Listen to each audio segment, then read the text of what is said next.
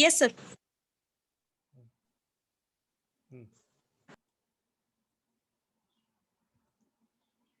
The last portion of that last chapter, the stress analysis, we have not completed yesterday. So let me take some time to complete it by this thing.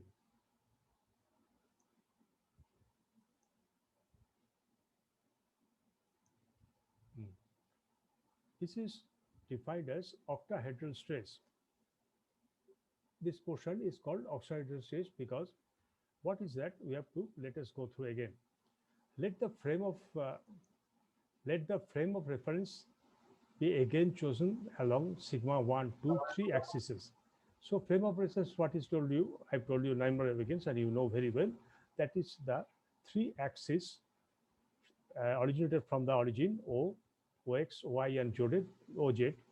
Generally, OX is the x-axis, and horizontal axis, OZ is the z-axis, is horizontal, Y is the vertical among them. They are mutually perpendicular to each other.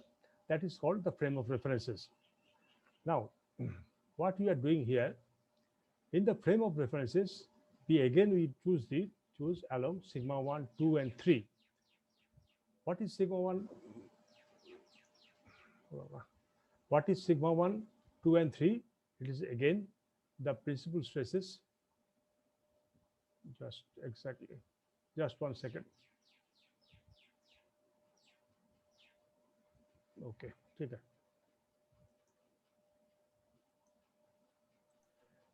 This is the principal stresses, and which you are imagining acting along the 3 axes, and a plane which is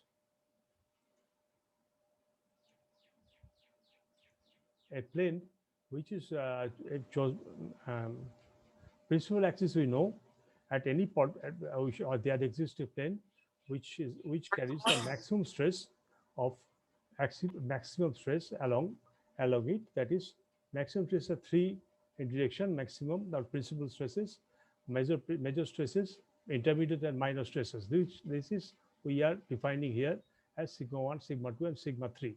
I repeated that again, so I don't need to tell you again, you understand that.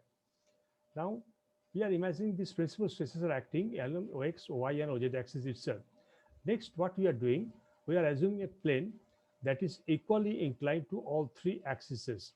This is when it is equally inclined, means say including angle is 60 degrees or so, then this type of plane is defined as octahedral plane. Such a plane has a specialties like this. The direction cosines of this plane along all these 3 axes are equal because they intended the same angle to the plane, and the cosine of that angle must be equal to each other. There is no ambiguity about it. So that's why we have nx equal to ny is equal to nz, since nx square plus ny square plus nz square is equal to g1. As these 3 axes are equal, and their summation is supposed to be equal to 1 itself in 1 itself. The square of the summation is supposed to be the 1 itself. The plane, an octahedral plane, will thus defined as nx equal to ny is equal to nz is equal to 1 by plus minus 1 square root by 3. So all these cosine vectors are now known to us. There are 8 such planes as shown above the figure here.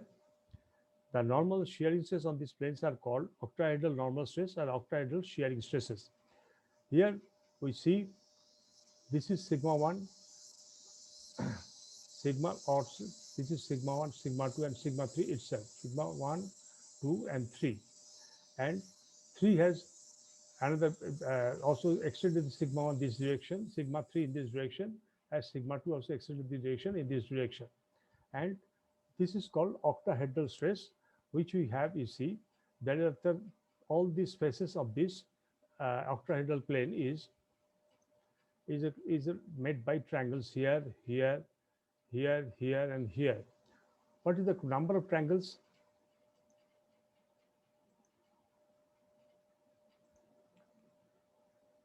The number of triangles are here: 1, 2, 3, 4, 5, 6. There are 6 triangles existing here.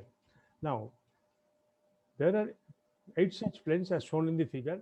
I think not 6 but 8. I have missed a few of them. That is 1, this is 2, this is 3, this is 4, 5, 6, that's also 7, that's also 8. Huh? That is 8 such planes as shown above figure. The normal and shearing stresses on these planes are called octahedral normal and normal stress and octahedral shearing stresses itself. So all these planes have normal stresses acting over it, and all these planes have shear stresses acting over it. So, but as the all these planes are supposed to be inclined at the same angle, so the substituting nx, ny, and nz is square root by 3. So octahedral stress, we should have the variance of this stress equal to 1 by sigma 3, sigma 1 plus 2 and 3 is equal to 1/3 L1.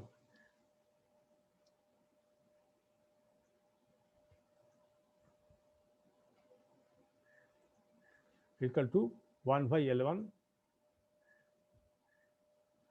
and L2 is equal to L2 is 1/9 sigma 1 square 2 and 3, or 9 like a, and what is going here, sigma octahedral 1/3 sigma 1 2 sigma plus sigma 2 and sigma 3 is the 1/3 L1. The sigma, and what is tau square octahedral? It is given as tau square octahedral is equal to 9 tau square octahedral is equal to 2 into sigma 1 2 3 plus 6 sigma 1 2 plus 6 sigma 2 sigma 3 and sigma 2 sigma 3, and or tau octahedral itself is given as square root of 2, this is the 2, and divided by 3 is equal to L1 square minus 2L2 to the power 3 divided by 2 itself.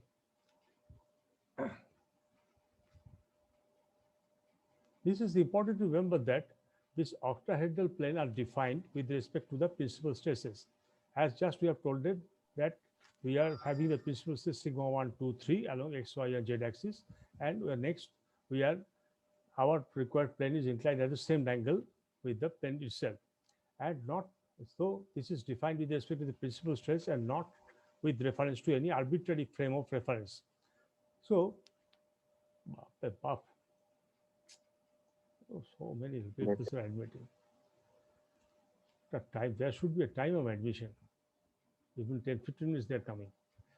It is important to remember that the octahedral plane are defined with respect to the principal stresses and with reference to an arbitrary system frame of reference. Since octahedral or sigma octahedral, tau octahedral have been expressed in terms of the stress variant, one can express this form of sigma this in the terms of sigma x, sigma y, and sigma z. Initially, we had defined this with principal axis and with reference to any arbitrary frame of reference without any reference to the arbitrary frame of reference, but it's have been expressed in terms of stress invariant. So we can express in terms of sigma x, sigma y, and sigma z by and tau xy, tau zy, tau 2x, etc. Just like your Cauchy's theorem.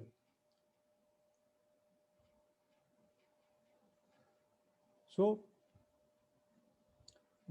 that equation will take the form 1/3 sigma x plus y and z, and 9 octahedral says it's tau x square sigma x minus sigma y by sigma z square plus sigma z into sigma x square plus 6 tau xy plus tau yz and tau xz all square. We know tau xy is equal to tau xy is equal to tau yx, tau yz is equal to tau zy, and tau z is equal to tau xz itself. Stop share. Just let me take the fuse.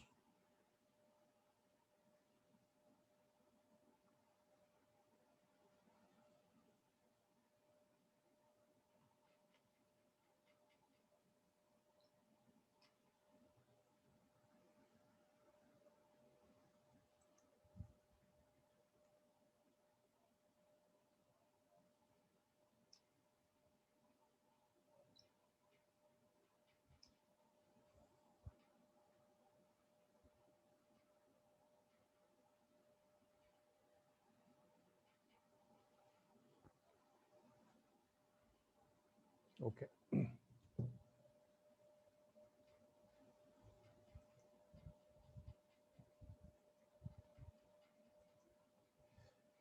Now, the octahedral normal stress being equal to one third into L1, and it may interpret that the mean normal stress of a given point in a body, it is interpreted as the mean normal stresses at a given point in a body. If in a state of stress, the first invariant sigma x plus sigma y sigma z is 0, then the normal stresses can be octahedral itself. Planes will be 0, and the octahedral planes on the octahedral planes will be 0, and only shear stress will act. This is important from the point of view of strength and failure of the sum material itself. So what is going on here? What I have just shown is here, the octahedral normal stress being equal to one third L1. What is where L1 is equal to one third is equal to sigma x plus sigma y sigma z, which we have already proved for simplification of Cauchy's theorem itself. It may be interpreted by the mean normal stress. So it is, as it is, the all three normal stresses sigma x, sigma y, and sigma z divided by 3. So we can say that it is the mean normal stress. Its components of normal stress is divided into sigma x, sigma y, or sigma z in three mutually perpendicular axes. And if we detect at all of them together and divided by 3, we can simply say it is the mean normal stress, but it is acting on a point in a body itself. If in a state of stress, the first invariant, if its state of stress is such, there is no normal stress like sigma x and sigma y and sigma z, only the shear stress exists, then the normal stresses on the octahedral planes will be 0 always, and only shear stress will act. This is important from point of view of center of 6, because the next equation is 9 octahedral is equal to 6 tau square, tau s square plus tau y square and tau z square. So here there is no normal stress, and from the point of view of the stress itself, we are supposed to calculate the value of the shear stress in three mutually perpendicular direction itself. Now let us go through one problem here, given here. The state of stress at a point is characterized by the component sigma x. So 100 ampere, sigma y minus 40 ampere, which is compressive, sigma z 80 ampere, which is tensile itself. And here it is told clearly that there is no tau xy and tau yz and tau z is equal to all 0. So here let us determine what is the extremum or extreme values of shear stresses, and what can be the maximum value of shear stresses, and they are associated normal stresses and octahedral shear stress, if any, and its associated normal stress. What we have to find out first, the value of shear stress and their associated normal stresses. So here, what is shown here, there is no shear stress existing, means these are actually the normal, these are the principal stresses. But principal plane, the shear stress may be 0, but shear stress also maximum over certain plane over which the normal stress is not equal to 0. So we are supposed to calculate that in. So you have to find out that shear stress, which is the maximum, and what is the associated normal stress of that shear stress. And just we have put, if the plane is octahedral, if the prism is octahedral, then what will be the shear stresses and what can be the associated normal stresses. So let us go through this problem.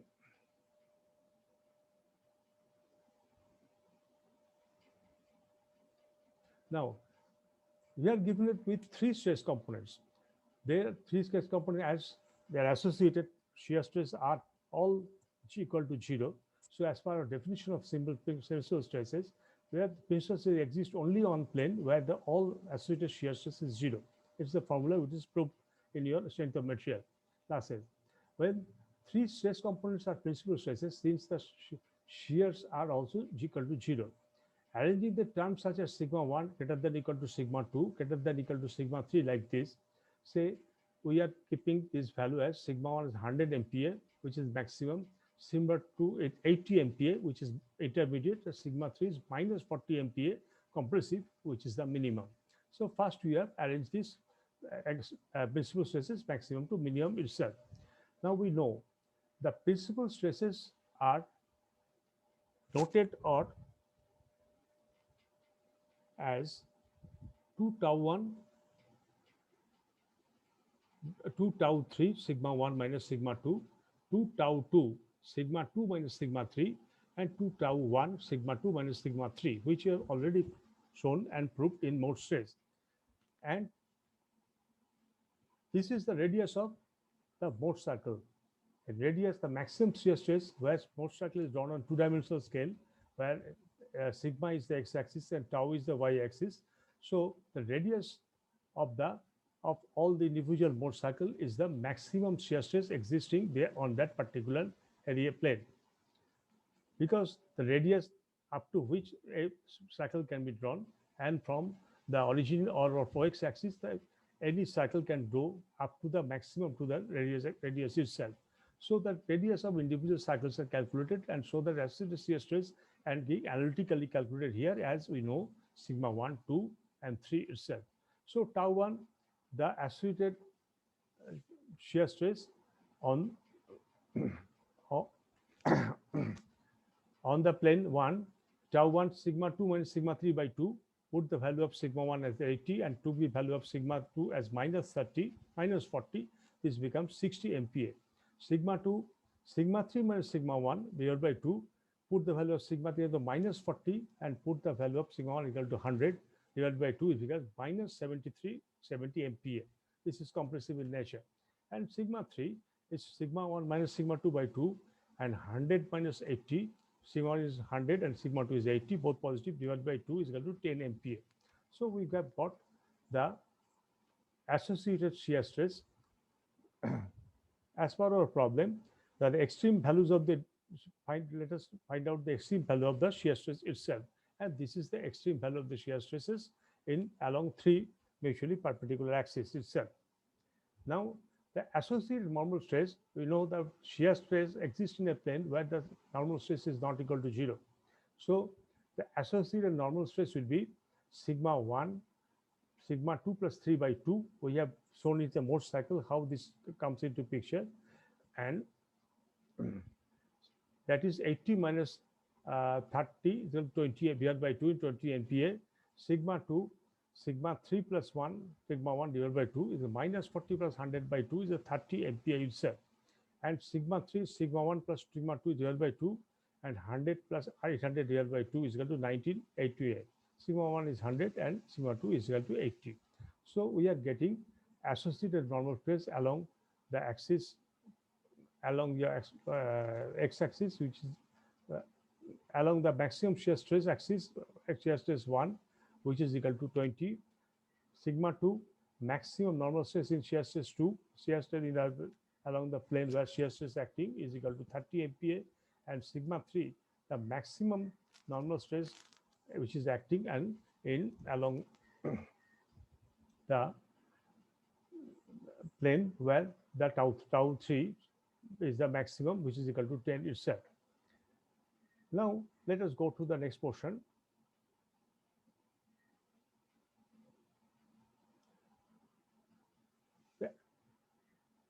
We know that tau octahedral stress is given by the formula just we have discussed here, when sigma 1 minus sigma 2 whole square, half sigma 1 minus sigma 2 whole square plus sigma 2 minus sigma 3 whole square plus sigma 3 minus sigma 3 whole square plus 6 into tau xy square plus tau yz square plus tau zy square. We know as per our given problem, tau xy and tau zx and tau yz are all equal to 0. So the tau octahedral stress is equal to half. This portion remains as it is to the power half, because this is the square of the equation itself. You know the sigma 1, 2, and 3. You put all of them and you'll get the value and make the square root. You'll get 61.8 MPa as the tau octahedral stress itself. And now, what is the sigma octahedral stress? We know as per our formula here, given here, half sigma 1, 2, 1/3 sigma 1, 2, and 3, and put the value of sigma 1, 2, 3. Sigma 1 is 2 is equal to 20 plus 30 plus 90. means 50 plus 90, 140 divided by 3 itself, 140 divided by 3 itself, 46.7 octal MPa itself. So thus we have got, as per our problem, the value of the shear stresses, where which is normal to the respective plane itself, and what is the corresponding value of normal stresses where this on the plane where the shear stress is acting. Next we go to what is that octahedral shear stress, which is, and then what is the octahedral normal stress itself. Well, with this, I am finishing the second chapter of our syllabus, that is stress analysis. Now I will start the analysis of strain.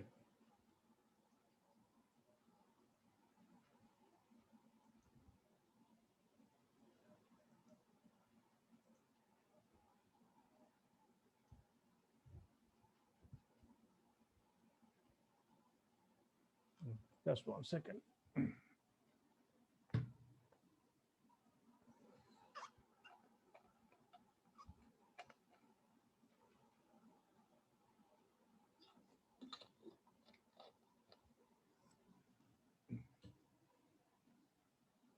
Analysis of strain. The state of strain at a point will be analyzed now. We have always gone through, like in our strength of material, the states of strain across a plane, across and cross section itself. If there is a longitudinal, if there is a prismatic bar and it has an axis on the longitudinal length, and we want to know what is the deflection per unit length of the plane when this deflection takes place on a particular plane towards the line of action of the external force itself. But here we are not will not be calculated the value of the strain across a plane cross section, but we will find out the value of strain across a point. Let us remember what is the value of what is the strain itself. Two type of strains are introduced here. The external strain on a OXY axis, X or Y axis, and just 1 second. In X or Y axis, the external strain and the shear strain in the XY plane. So if we assume there is X and Y, there is a two-dimensional plane, X and Y, what is the strain? What is the increase or decrease in the side length of the subject along X or Y direction itself? Both are usable, both we have to investigate. And what is the shear strain acting over the body over this XY plane? Both these things we are supposed to know. Now, what is the figure of what you see? The simple case of strain itself. In each case, the initial or underlying position of the element is indicated by a full line. What we have here is not that visible. This is actually a sectional, actual underlying portion, and this is the length of a particular prismatic bar of equal to delta x, and due to the application of external load, it is increased up to delta ux.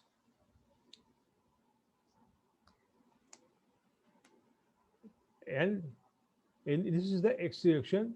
External and linear strain is defined also at the length per unit volume by the length per unit. These are the two-dimensional stress.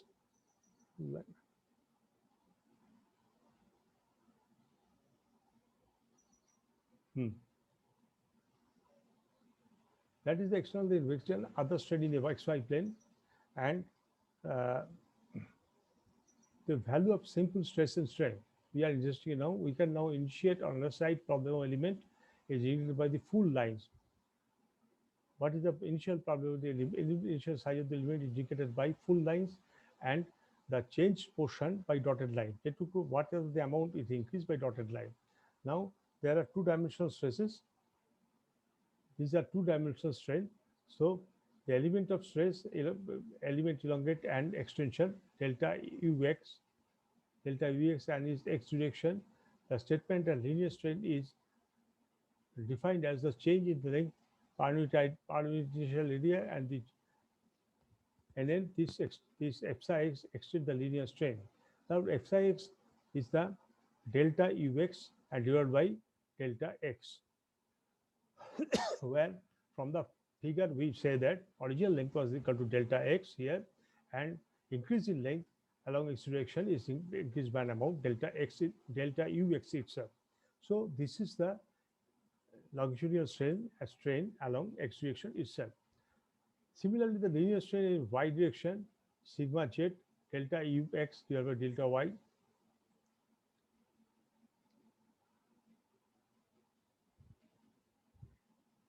In case in figure C, in the third figure above, which is given here, this is the figure.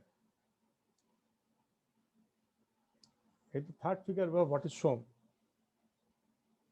The shear strain is xy in that is shown here is the xy plane. This is along x, this is along y. And what is the shear stress acting over this plane? The total change is here we know by definition of shear stress as one of the portion of the metal starts moving over the other, analytical because it is weak in shear. Then by analytical method, we have decided like this.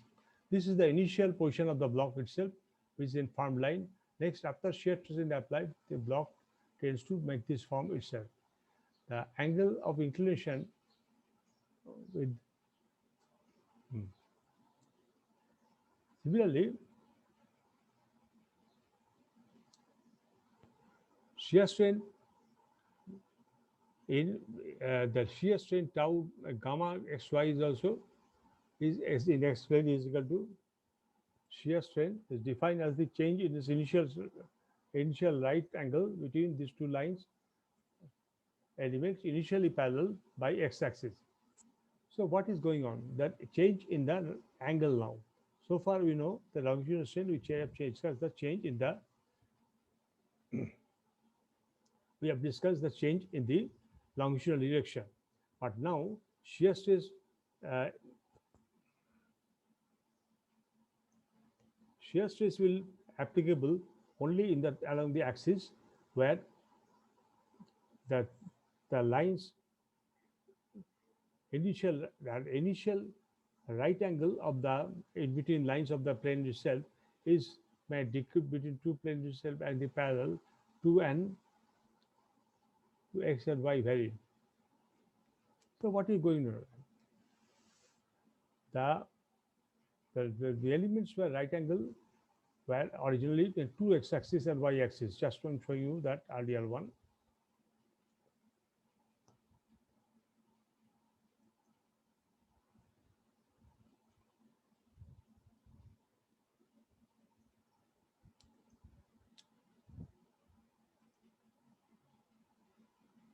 Here. What is going on here? The shear strain gamma xy is defined as the initial right angle, change in initial right angle between the two line elements. What is showing here? Initially, this angle and this angle makes a equilibrium among the two directions itself. Now, the action of external forces, which is causing a shear force, shear strain on the relation in this figure, the angle will be this portion it will be distorted by an angle like this, like a rhombus like this. Another portion of this shear stress is decided as per this rhombus its. There are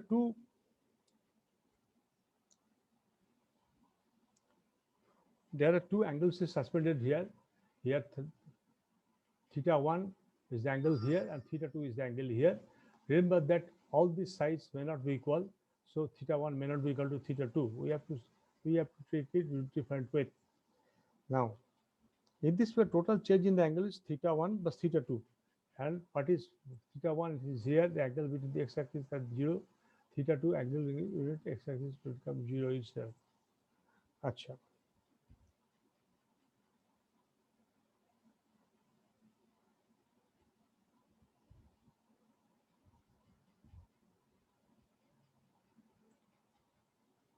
So total change in the angle is theta 1 plus theta 2, and if theta 1 and theta 2 are very small, we can put theta here. When theta 1 and theta 2 is very small, we can put the shear strain is equal to gamma xy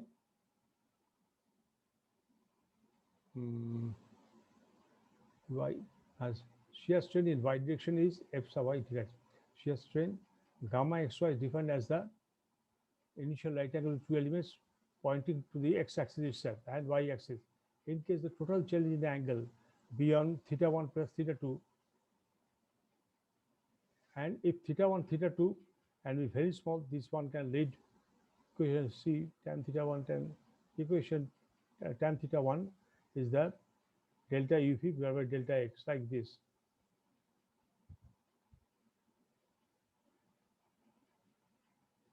This is the x-axis along going on. It is integrated by an angle among 30 theta 1 with the x-axis itself, and it is deformed like this. And the source shear stress from this figure, we can safely say sigma theta 1, this is here, equal to delta this length divided by this length itself. Sigma theta 2 divided by sigma theta 2 divided by length itself.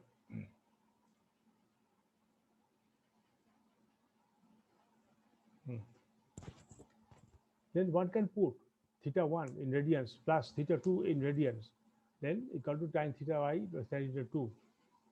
If your particular partner with which you are working, sir QR code में attendance नहीं बन रहा है सर. है QR code our invalid, sir attendance नहीं बना sir. Sir time तभी में ज्वाइन किए थे सर, लेकिन टाइम क्यूआर कोड में 4:50 পর্যন্ত আছে। তোমাদের সব লাইন দিয়ে হয়ে হচ্ছে প্রত্যেক ইনভাইট কিউআর কোড, দেখি কার কি অ্যাটেন্ডেন্স হয়েছে। Therefore, shear stress tau xy is tau xy theta 1 plus theta 2 is delta uy divided by delta x plus delta ux divided by delta y itself, as per the figure here. Which tan theta is delta uy divided by delta x, and tan theta 2 is equal to delta ux divided by delta y itself. Thus, therefore, the shear stress is equal to delta u y2 by delta x divided by delta ux divided by delta y. Reduction in initial right angle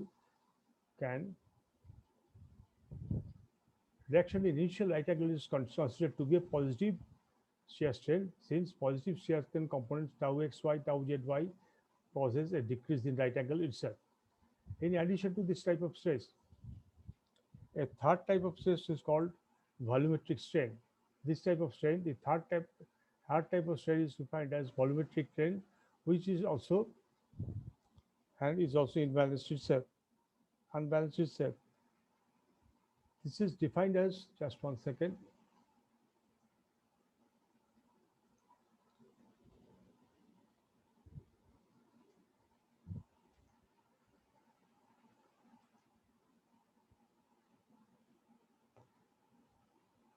This is defined as the change in volume per unit volume. So we know we have done this in volumetric strain in the strength of material, which is the rate of change of volume or change in volume divided by the original volume itself. So that I will studying strain in change dimension, and we will log into with the study at depreciation itself, deformation itself. Now what we have here, deformation. Here we have our rectangular state of stresses OX, OY, and OZ, and it is going through, and we are supposed to compare to know the change of stress shape of the material. We are supposed to compare the position of material point. Considering the position of material point, and before and after the deformation itself. Here say P is the belonging to the body and it is all inside this body, and due to the external load, its coordinate initially was XYZ. Now it has changed to the coordinate Y and Z. Changed to the coordinate P dash equal to S dash Y dash X dash. So initially the coordinates was XYZ, now displaced as it is deformed to P1 with the normal x-axis, then it will go to X dash Y dash Z dash. Since P is displaced to P dash, the Venn segment P dash is called displacement vectors and is denoted by U.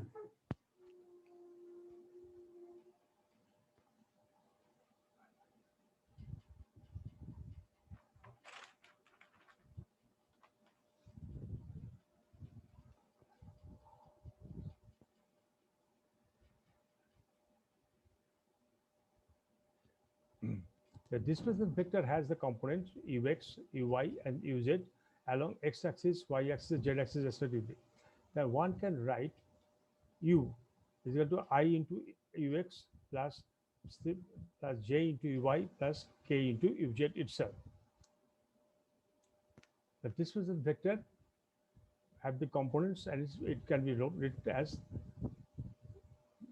like this, where u is the vector itself, and this displacement undergone by any point in a function of its initial coordinates, and it is seen that it is ux and uy and uz, it is a function of the initial coordinate itself.